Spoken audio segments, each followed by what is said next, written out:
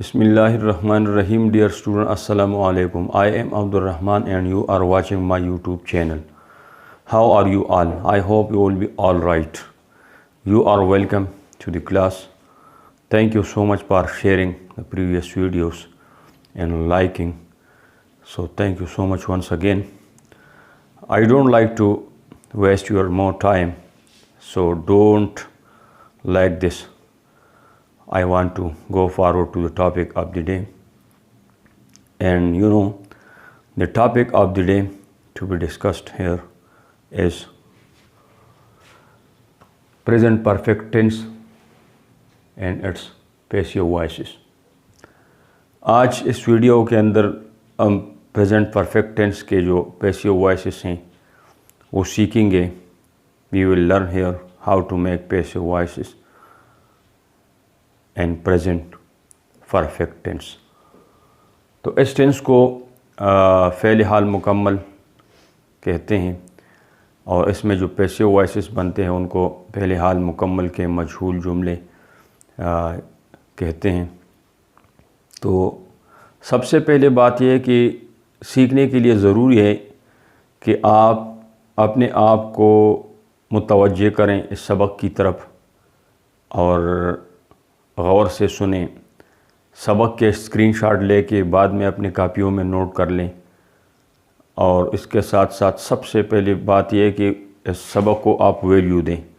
जो लोग सबक को, एजुकेशन को, तालीम को, लर्निंग को, इनको वैल्यू नहीं देते, उन पे टाइम नहीं लगा देते, कभी नहीं सीख सकते. तो याद रखिएगा कि इसको गौर से देखना, शेयर करना, दूसरों तक पहुंचाना, ये बहुत ज़रूरी चीज़ है. इससे उम्मीद करता हूं कि इंशाल्लाह आपको समझ आ जाएगी इस वीडियो से हम कैसे पैसिव वॉइसेस बनाते हैं. तो इसकी स्ट्रक्चर की तरफ बढ़ते हैं.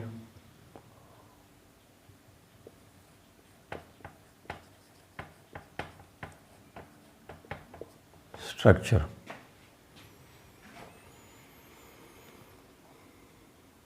बनावट.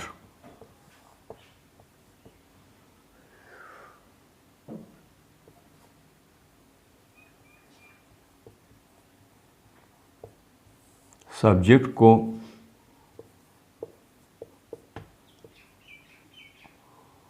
ऑब्जेक्ट से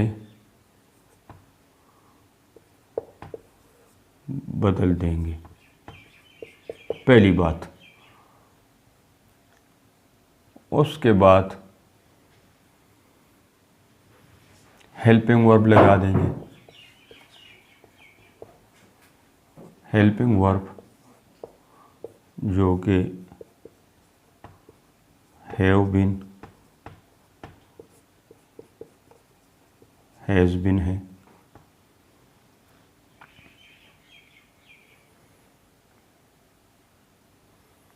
उसके बाद हेल्पिंग वर्ब के बाद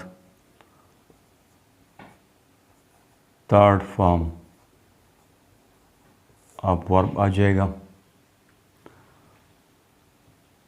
4 नंबर पे यानी चौथे नंबर पे बाई लगा देंगे और 5वें नंबर पे सब्जेक्ट लगा देंगे. अगर सवालिया जुमला होगा या फिर मनफी जुमला होगा, मनफी प्लस सवालिया जुमला होगा, तो उसकी स्ट्रक्चर ज़रा सी मुख्तलिफ होगी. वो बाद में देखते हैं. सबसे पहले इसकी तरफ आप देख लें. The structure for passive voices will be like this.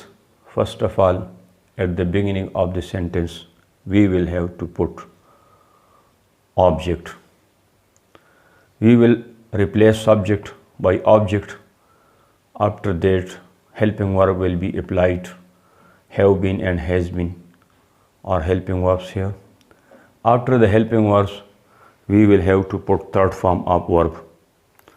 And third form of verb will be followed by, and at the end of the sentence we will have to put subject.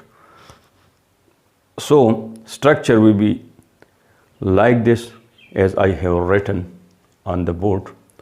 So note this in your notebooks. मिसाल ले लेते हैं, example देता हूँ। सबसे पहले ज़रूरी बात ये है कि हम सादा जुमला लिख लें। सादा जुमला, सादा को फिर हम पेशियों में कन्वर्ट करेंगे, उस हिसाब से समझ आ जाएगी। असलम घर बना चुका है।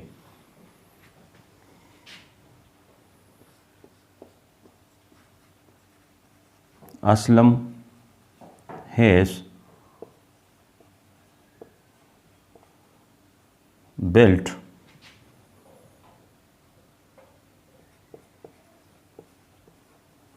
the house.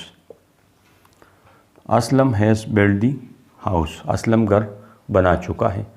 तो सबसे पहले ज़रूरी बात यह है कि हम इसको, ये चूँकि ऑब्जेक्ट हैं, इसको पहले लगाएं। दी हाउस, उसके बाद हेल्पिंग वर्ब आ जाएगा, हैज़ बीन। इसके साथ बीन का इजाफा ज़रूरी है। The house has been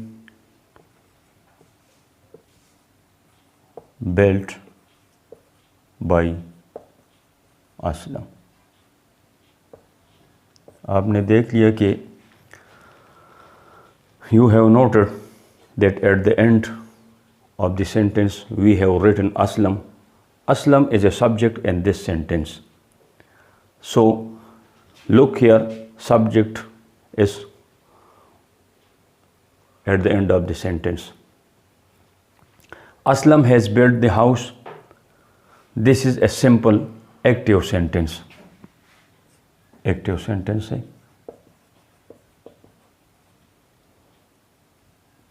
active voice है। अभी इस एक्टिव वॉइस को हम पैसिव वॉइस में जब बदलेंगे तो यही तरीक़ाकार अडॉप्ट करेंगे। सबसे पहले सब्जेक्ट को ऑब्जेक्ट से बदल देंगे। ये आपने देख लिया कि यहाँ पे जो सब्जेक्ट था वो असलम था, वो हमने बदल दिया, लास्ट पे लेकर गए हैं। उसके बाद द हाउस, यानी हाउस जो ऑब्जेक्ट था, ऑब्जेक्ट को हम पहले लेकर आए हैं। उसके बाद ऑब्जेक्ट के एन मुताबिक अगर ऑब्जेक्ट सिंगुलर है तो सिंगुलर के साथ हैज़ आ जाएगा, हैज़ बिन आ जाएगा, नहीं तो हैव बिन लग जाएगा। आगे थर्ड फॉर्म ऑफ वर्ब आ जाएगा, थर्ड फॉर्म के बाद बाय इस्तेमाल होगा और सबसे लास्ट पे असलम आ जाएगा। तो कंप्लीट जुमला ये हो जाएगा, the house has been build by Aslam.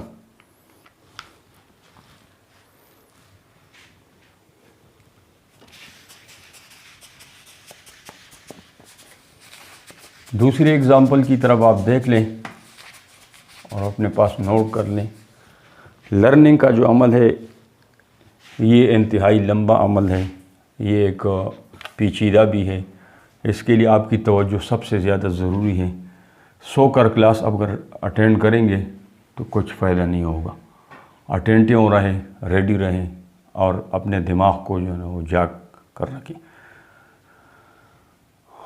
अच्छा, दूसरी एग्ज़ाम्पल ये है,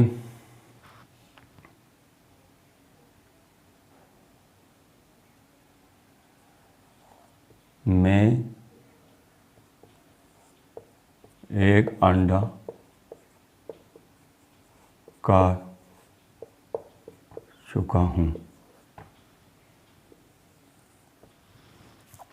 इसके लिए हम सबसे पहले we will have to write a simple sentence, simple active voice. So this will be like this: I have eaten an egg. मैं एक अंडा खा चुका हूँ। इसको अभी हम पैसिव में चेंज करेंगे तो सेम उसी तरीके से आ जाएगा। An egg has been eaten by me। इससे पहले मैं बता चुका हूँ कि सबसे पहले सादा जुमला लिख लेंगे, सादा जुमले के बाद हम उसको पैसिव में चेंज कर लेंगे। इसीलिए ऐसे करने से हमें आसानी रहेगी। तो आप भी अपनी आसानी के लिए यूँ कर लें तो बेहतर है, नहीं तो आप डायरेक्ट भी लिख सकते हैं, कोई इतना मुश्किल काम नहीं है। अगर मैं ये लिख दूं कौन अंडा खा चुका है,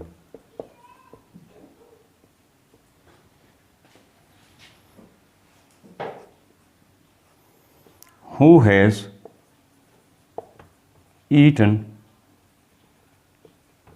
an egg है। जैसे कि आपको पता है एक्टिव वॉइस का जुमला है और सवालिया भी है। तो यहाँ पे आ जाएगा by home has an egg been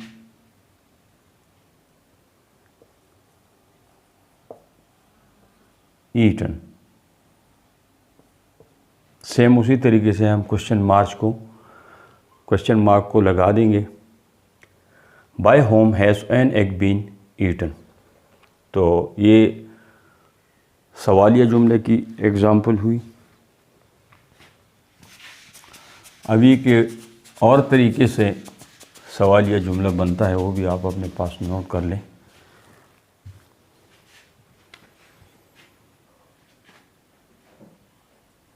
मैं क्यों अंडा खा चुका हूँ। यहाँ पे आ जाएगा Why has I eaten an egg। ये सिंपल जुमला बना रहा हूँ। ये सिंपल जुमला हुआ। इसको अगर हम पैसिव वॉइस में चेंज करना चाहें तो यूँ आ जाएगा Why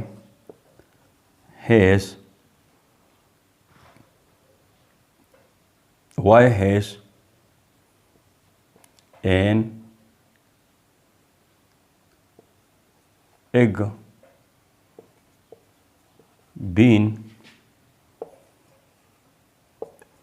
eaten by me। जैसे मैं आपको पहले बता चुका हूँ कि आय को मी में चेंज करेंगे, उसी तरीके से इस आय को हमने चेंज कर दिया मी में। और जुमला यूँ हुआ Why has an egg been eaten by me। मैं क्यों अंडा खा चुका हूँ। इसकी दोनों एग्जांपल्स आपने देख लिए। अभी आप ये देख लें कि अगर कोई जुमला मनफी हो तो वो जुमला कैसे हम पैसिव वॉइस के अंदर चेंज करेंगे।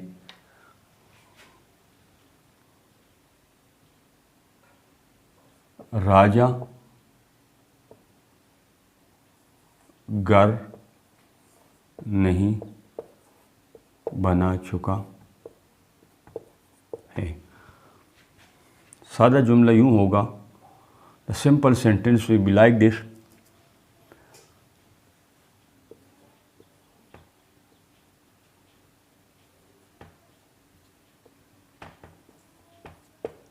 राजा has not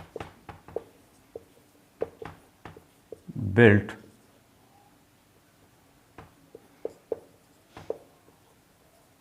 the house। build की जगह पे अगर आप constructed लिख दें तो भी जुमला ठीक रहेगा, constructed। Raja has not built the house, Raja has not constructed the house. दोनों जुमले ठीक है। तो ऐसे जुमले को अगर हम पैसिव वॉइस में चेंज करना चाहें तो उसकी तरतीब कुछ यूँ होगी। If you want to change such kind of sentence into passive voice, so the sequence and the order will be like this for such sentences. सबसे पहले the house has not been built by राजा। आपने देख लिया कि हमने object को subject की जगह लाया, हैज़, चूँकि ये सिंगुलर ऑब्जेक्ट है इसके साथ हमने हैज़ लगा दिया। नॉट बीन का इस्तेमाल यूँ हुआ है कि इसमें नहीं डिनाई लेकर ये जा रहा है ये पिक्चर अपने अंदर, और थर्ड फॉर्म ऑफ वर्ब भी इस्तेमाल हो गया। इसके बाद बाय और राजा चूँकि सब्जेक्ट था तो सब्जेक्ट ऑब्जेक्ट की जगह चेंज हो गया और सबसे लास्ट पे चला गया। तो ये तो जुमला हो गया नेगेटिव सेंटेंस।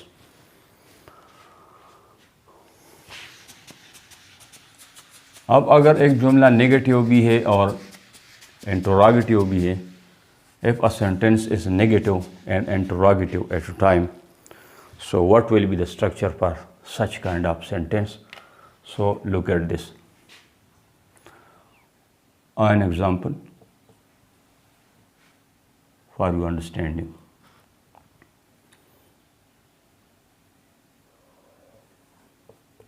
क्या मैं खत नहीं लिख चुका हूँ? सबसे पहले we will write a simple sentence. We will make a simple sentence. ये इंटरोगेटिव भी है और नेगेटिव भी है।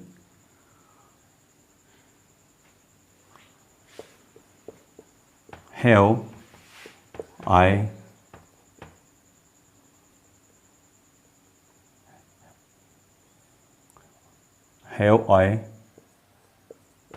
not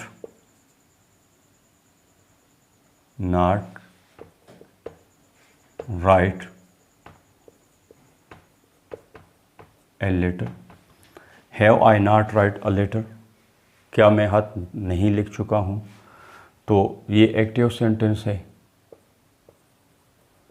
एक्टिव है, एक्टिव वॉइस है।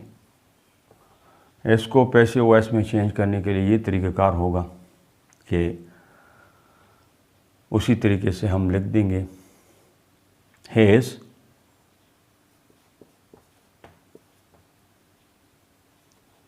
ए letter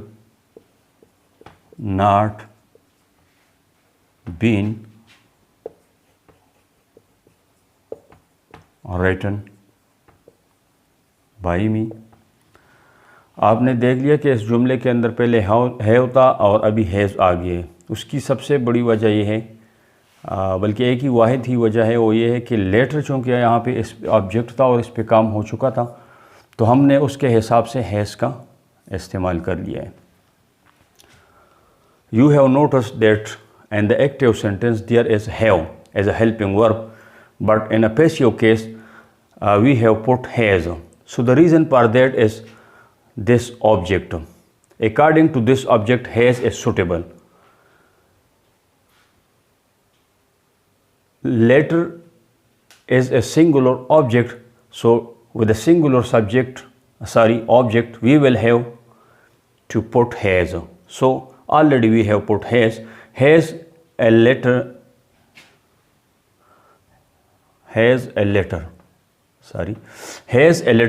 not been written by me। क्या मेरे ज़रिए एक ख़त नहीं लिखा जा चुका है? तो उसकी स्ट्रक्चर इस तरह होगी। अभी आपके ज़हन को टेस्ट करने के लिए मैं कुछ जुमले देता हूँ, इनको आप हल कीजिएगा, लिख लीजिएगा और मुझे अपने कमेंट्स में भेज दीजिएगा कि आप कितने जीनियस हैं। Now I want to give a few sentences as a homework. You write them and send them in the comments box. I want to check you that how much you are genius Are you getting something? I want to evaluate you. So आप लिख लेंगे क्या मैं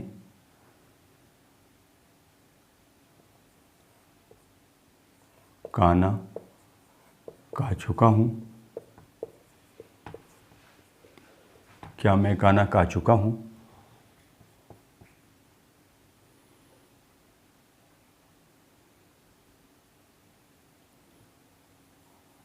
सुहेल मुझे पैगाम दे चुका है।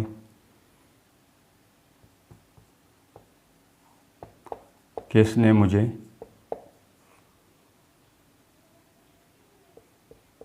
पैगाम दिया? क्या मैं आपको सबक नहीं पढ़ा चुका हूँ? So if you are genius and you are learning something, today I will inquire and I will understand to how extent you are genius, to how extent you are getting the lessons and you are attending the classes. So this is a homework for you, and if you don't understand how to make these sentences in active voices or in passive voices, so write me in the comment box. So this is a homework for you that you will have to do this, and after that you send me your comments. So dear students, if you find this video useful, essential, important for yourself, so don't understand that that is enough. You will have to share this.